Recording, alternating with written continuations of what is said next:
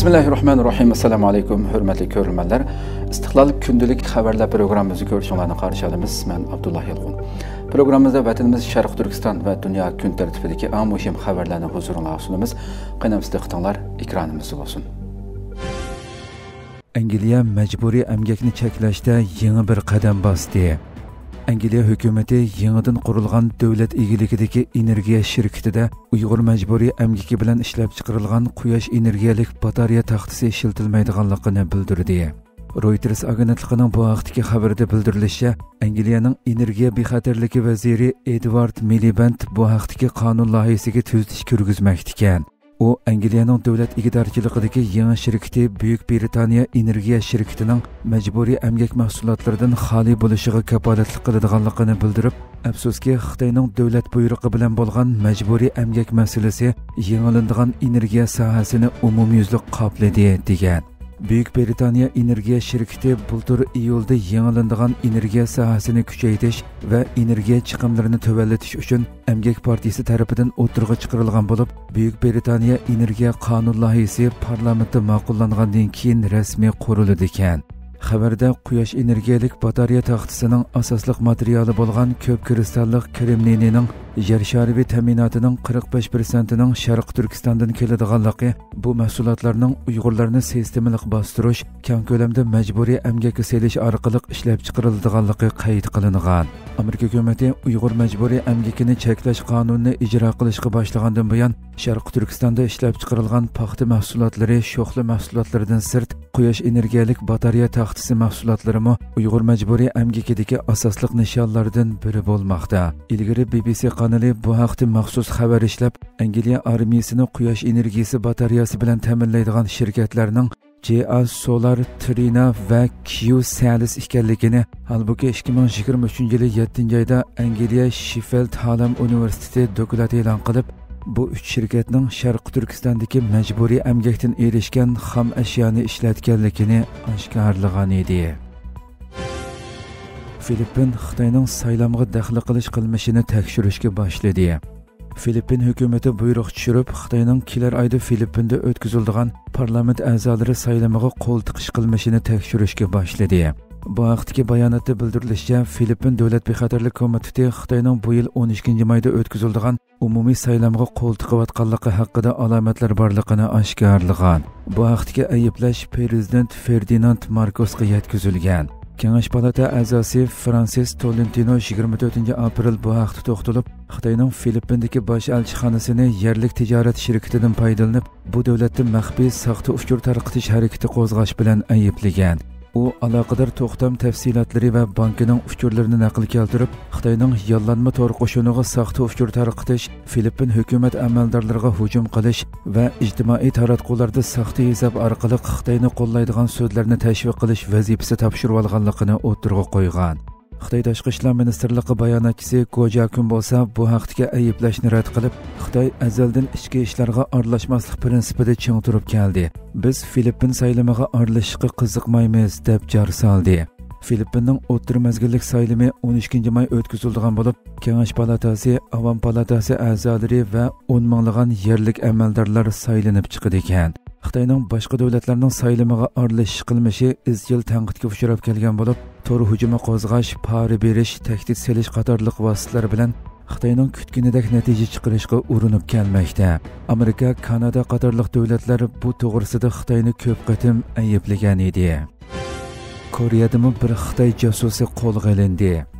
Seul Markaziy rayonlik taftish mahkamasi 25-aprel bir Xitoyning Koreyaning harbiy maxfiyatligini qo'g'dash qonuniga xiloflik qilish, harbiy axborotlarni o'g'irlashga urinish jinoyati bilan ayblanib qo'lga olinganligini bildirdi. Yonhap agentligining xabarida bildirilishicha, taftish mahkamasi mazkur Xitoy istixborot organining xodimlari bilan til biriktirib, o'tgan yil may oyidan bu yil mart oyigacha Koreyada vazifa o'tayotgan askarlar bilan 5 qatim aloqalashganligini, bu orqali harbiy maxfiyatlikka erishmoqchi bo'lganligini bayon qilgan. Mazkur Xitoy 29-mart davlat armiyasi josuslikqa qarshi turish qo'mondonlik shtabi tarafidan qo'lga olingan.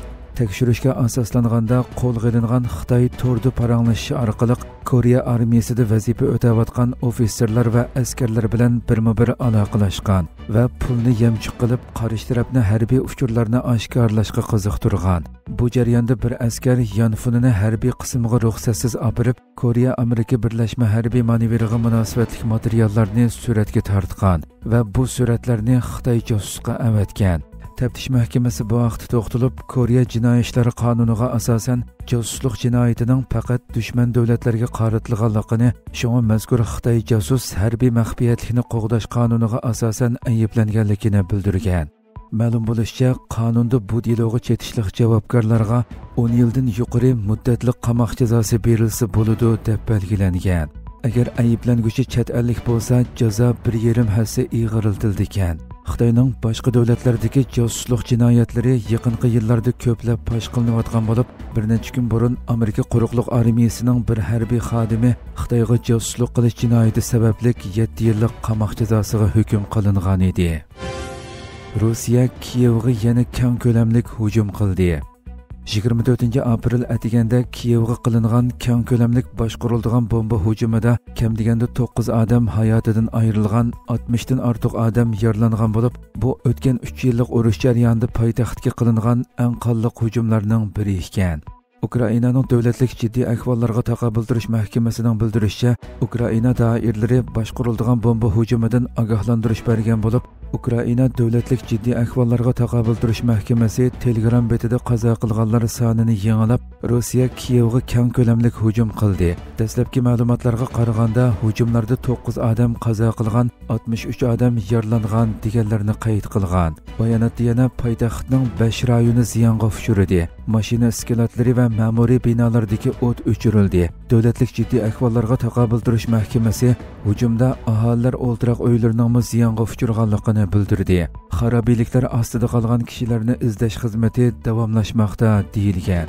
Ukraina prezidenti Volodymyr Zelenskiyning bosh maslahatchisi Andrey Yermak Rossiyaning Kiyev, Kharkiv va boshqa shaharlarga boshqarilgan bomba va uchqunlar bilan hujum qilayotganligini bildirib, Putinning maqsadi faqat o'ltirishlar, begunoh fuqarolarga qilingan hujumlar to'xtatilishi kerak deganlarni qayd qilgan. Zelenskiy Amerikani Rossiyani tajovuzchi deb e'tirof qilishga chaqirdi. Ukraina prezidenti Volodymyr Zelenskiy Kiyevning Washington bilan o'rtaq tushunchaga ega bo'lishga tirishayotganligini va Ukrainaning urushda ishlatilgan Amerika qurollariga doir ma'lumotlarni ham baharlash hamda uchquchsiz havo apparati texnologiyasini birlikda taraqqiy qildirish masalasidagi ochiq oshkorligini ta'kidladi. Turkiya ovozi radiosining xabarida bildirilishicha, Zelenskiy o'z davlatining Amerika bilan Rossiyaning urushdagi tajovuzchi taraf ekanligi to'g'risida o'rtaq tushuncha hosil qilishni xohlaydiganligini bildirgan va Kiyevning Washingtonni muhim bir strategik hamroh deb qaraydiganligini eskartgan. Zelenskiy yana tajovuzchi biz emas, Rossiyadir. Rossiyaning tajovuzchi ekanligi to'g'risida o'rtaq bir tushunchaga ega bo'lishni bakla orzu qilamiz deb ta'kidlagan.